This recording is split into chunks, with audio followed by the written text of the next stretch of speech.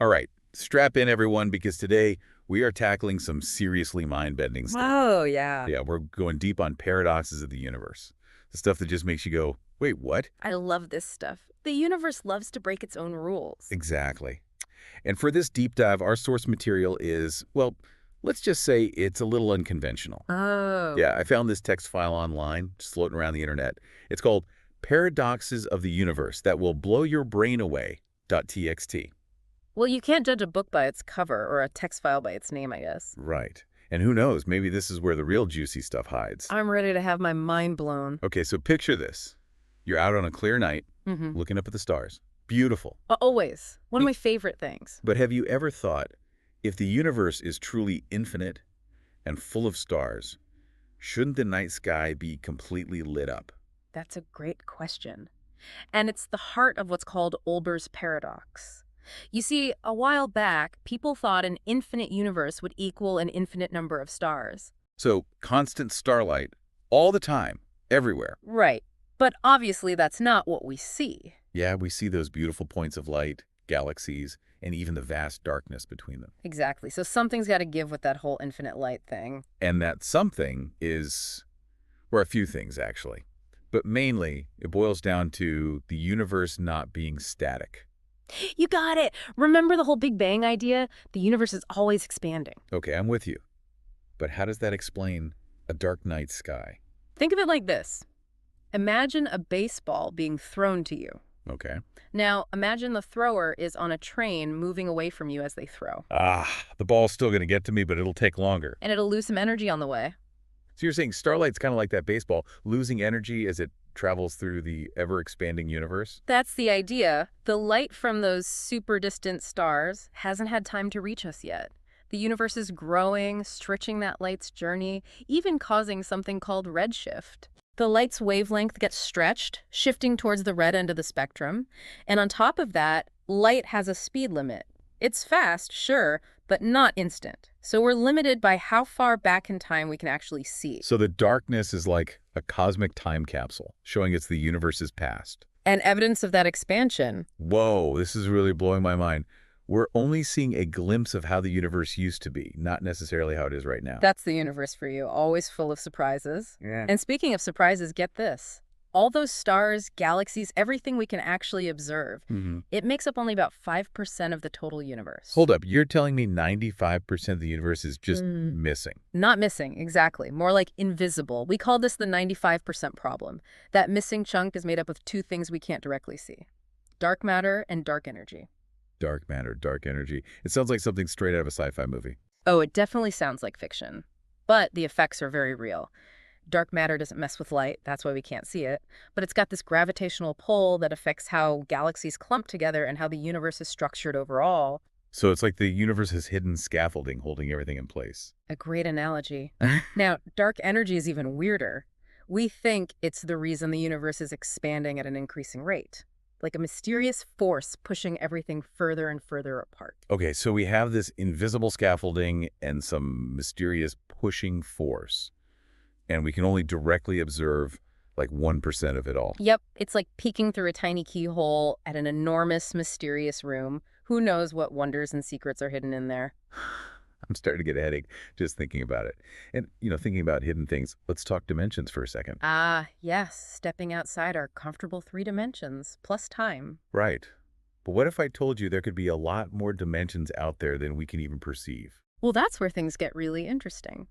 One of the most complex areas of physics, string theory, suggests just that. So how many more dimensions are we talking? Buckle up, because string theory suggests there could be up to 11 or even 26. 26 dimensions? Are you serious? That's so many. Where are they hiding? That's the wild part. They could be curled up, hidden at a scale so small our current technology can't even detect them. So, like tiny, folded up pockets of reality woven into the fabric of the universe. You could think of it that way. And these extra dimensions might be the key to explaining some of the biggest mysteries of physics, things like gravity, and maybe even a unified theory of everything. My brain is definitely starting to feel the strain here. If there are beings out there in those higher dimensions, what would they even look like? Would we be like flat drawings to them? Now that's a mind-boggling thought. While the existence of these extra dimensions is still theoretical, it definitely opens up some wild possibilities. Possibilities indeed. And speaking of possibilities, let's shift gears to a paradox that really makes you question everything we think we know about alien life. Oh, yeah. Lay it on me. All right, so scientists are constantly searching for signs of extraterrestrial life, right? Absolutely. The search for extraterrestrial intelligence, SETI, is one of the most exciting frontiers of science. But here's the thing. If the universe is teeming with stars and planets, and if life arose here on Earth, shouldn't there be other intelligent civilizations out there? That, my friend, is the heart of the Fermi paradox. It's one of the biggest unsolved mysteries in science. If intelligent life is common, then where is everyone? It's almost like the universe is playing hide and seek with us.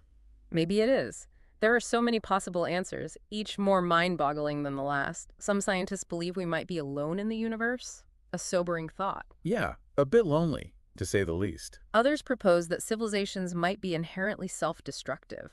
They rise, advance, and then collapse before they can venture out into the cosmos. So it's a cosmic cycle of boom and bust playing out across the universe. Possibly.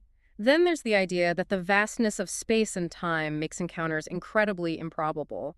Even if alien civilizations exist, the distances between us could be so great that it would take millions of years to connect. Talk about a long-distance relationship. And then there's the most intriguing possibility of all. What if we are one of the first civilizations to emerge in our corner of the universe? Now that's a thought that's both exciting and a little terrifying. It's like we're the pioneers stepping out into a vast unknown wilderness. The Fermi paradox really highlights how much we still don't know. It's a reminder to stay humble and keep exploring. Who knows what we'll discover next? Okay, so time travel. Is it possible? I've always wanted to see ancient Rome. Haha, well, time travel's a bit more complicated than just hopping in a time machine. I figured as much. But you're on the right track with thinking about time in a different way. Oh, how so? Our everyday experience makes us think time's a straight line, always moving forward. Right, tick-tock, tick-tock. But what if I told you that's not quite the whole picture? You got my attention. Einstein's theory of relativity kind of threw a wrench in the whole time is constant thing. Oh yeah, Einstein. Didn't he say something about time being relative? Exactly. Time isn't absolute. It can actually flow at different speeds for different observers. Wait, really? So like, time moves slower for some people? It's all about gravity and velocity. The closer you are to a massive object like a black hole, the slower time moves for you compared to someone farther away. So if I hang out near a black hole, I'll age slower. Sign me up. Well, there are some downsides to being near a black hole, but yes, that's the general idea. It's called time dilation. And it's not just black holes. The faster you travel, the slower time goes for you too. So like in that movie Interstellar, where they go on a space mission and come back, and everyone on Earth has aged a lot more than that. Precisely like that. Yeah. It's wild, right? And get this, some physicists even propose that our present selves might exist alongside past and future versions of ourselves at different points in space-time. Whoa, hold on. Multiple versions of me, all existing at the same time. Is that even possible? It's definitely mind-bending. The idea is that the past and future might not be fixed points, but rather possibilities existing simultaneously. So is everything predetermined then? If the future's already out there somewhere, do I even have free will? These are some of the big questions that physicists and philosophers are still grappling with. The nature of time is truly one of the universe's deepest mysteries. Makes you think, huh? It's like our brains are wired to see time in a straight line, but the universe might be operating on a whole other level. Absolutely. Yeah. Our perception of time might just be a tiny slice of a much grander, more complex reality. All right, my brain needs a break from time travel for a bit. Let's shift gears to something a little less mind-bending. How about quantum entanglement? Ah, yes. The phenomenon that Einstein famously called spooky action at a distance. It's one of the most bizarre and in some ways coolest parts of quantum mechanics. I've heard the term thrown around, but to be honest, I'm still not quite sure I get it. It's tricky. It basically involves two particles linked together in a way that their fates are intertwined, no matter how far apart they are. Imagine two coins flipped at the same time. Okay, got it. If one lands heads, you instantly know the other one is tails. Right. Makes sense. With entangled particles, it's like those coins are connected by an invisible thread, even if they're light years away from each other. So you measure one and you instantly know what the other one is doing, even across vast distances. Exactly. If you determine the state of one entangled particle, you immediately know the state of the other, no matter how far apart they are. That's crazy. It's like they're communicating faster than the speed of light. How is that even possible? Well, it's not quite like that. The information itself isn't traveling faster than light. It's more like the two particles are part of a single system, no matter how far apart they are. Their fates are intertwined. They share a single destiny. Still, it's pretty mind-blowing. But is this just theoretical? Or does entanglement have real-world applications? Oh, it's not just a theory. Quantum entanglement is a core principle in the world of quantum computing. Quantum computing, now that's something I've heard a lot about lately. Yeah, it's a really hot topic. So in quantum computing, the basic unit of information is a qubit. Unlike regular bits in our computers, a qubit can be both 0 and 1 at the same time. So like that whole Schrödinger's cat thing, both alive and dead. Exactly. And when you entangle multiple qubits, you can create super powerful computers that can solve problems way beyond what our current computers can handle. That's amazing. What kind of problems are we talking about? Think complex simulations, drug discovery, creating brand new materials, even breaking the encryption that keeps our online data secure. Quantum computing has the potential to revolutionize so many fields. It sounds like entanglement could be a real game changer. It really could. And it's all thanks to the bizarre, counterintuitive world of quantum mechanics. All right, we've covered time and entanglement, and before my brain melts completely, let's talk about those cosmic monsters that gobble up everything in their path. Black holes. Black holes are definitely some of the most fascinating and mysterious objects in the universe. They're places where gravity is so strong nothing can escape, not even light. Yeah, those things sound pretty scary. Like, get too close and you're gone forever. That's right. Once you cross the event horizon, there's no coming back. But black holes aren't just cosmic vacuum cleaners. They also raise some seriously profound questions about the nature of reality itself. Like what kind of questions? Well, one of the big mysteries is what happens to information that falls into a black hole. Does it get destroyed, which would kind of break the laws of physics? Or is it preserved somehow? I mean, if nothing could escape, how could we ever know? Exactly. At the center of a black hole is a singularity, a point of infinite density where space and time as we know them cease to exist. Our current understanding of physics breaks down at that point. So it's like a cosmic shredder, obliterating everything, even information itself. It's possible, but there are some physicists who believe that information can't truly be destroyed, even inside a black hole. Maybe information gets encoded on the event horizon, or maybe it leaks out through Hawking radiation. So even in the face of these ultimate cosmic enigmas, maybe the laws of physics still hold up. We're not sure yet, but it's certainly a question worth pondering. To truly understand black holes, we'll need to push the boundaries of our scientific knowledge even further. This whole deep dive has been a whirlwind of paradox after paradox. It's amazing how exploring these cosmic mysteries can make you feel both incredibly small and connected to the universe at the same time. It's true. It reminds us that we're part of something much larger than ourselves, a universe filled with wonder, mystery, and a whole lot we still don't understand. You know what's really paradoxical? What's that? Us, humans, I mean. We're these little beings with our limited senses and biases trying to make sense of a universe that's inherently vast, complex, and, paradoxical. You're talking about that meta-paradox we touched on earlier. Our very perception, our way of experiencing and understanding the universe, might be the biggest paradox of all. It's like we're trying to solve a puzzle where we don't even have all the pieces, and we might not even realize we're missing them. And the pieces we do have might be distorted by our limited perspective. How much of what we think we know is shaped by those limitations? That's a question worth pondering. Okay, my brain's officially fried. How about we take a little break and come back to wrap this whole thing up?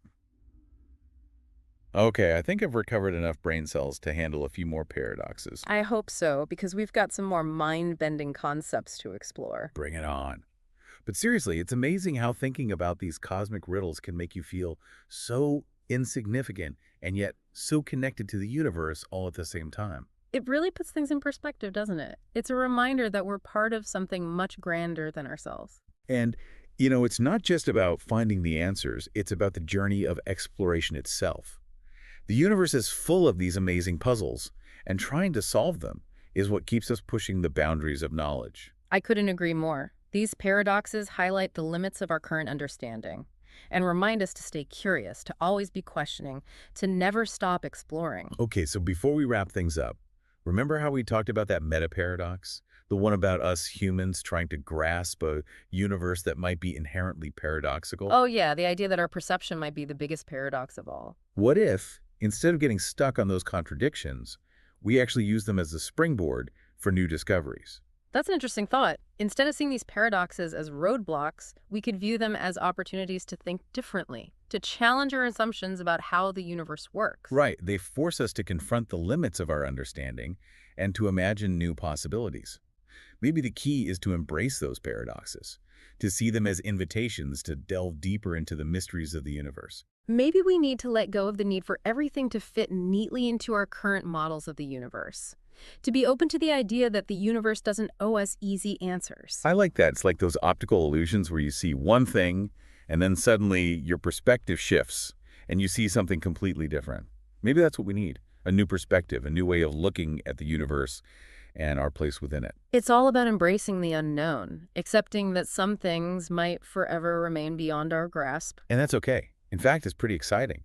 The unknown is what drives us to explore, to discover, to push the boundaries of human knowledge. It's what makes this whole journey so incredible. So, to everyone listening, I encourage you to stay curious, keep asking questions, keep exploring, and never be afraid to challenge your own assumptions.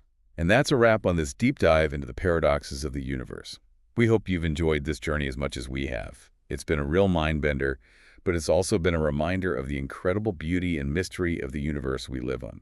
It's been a pleasure exploring these ideas with you. Until next time. Until next time, keep looking up, keep those questions coming, and never stop exploring.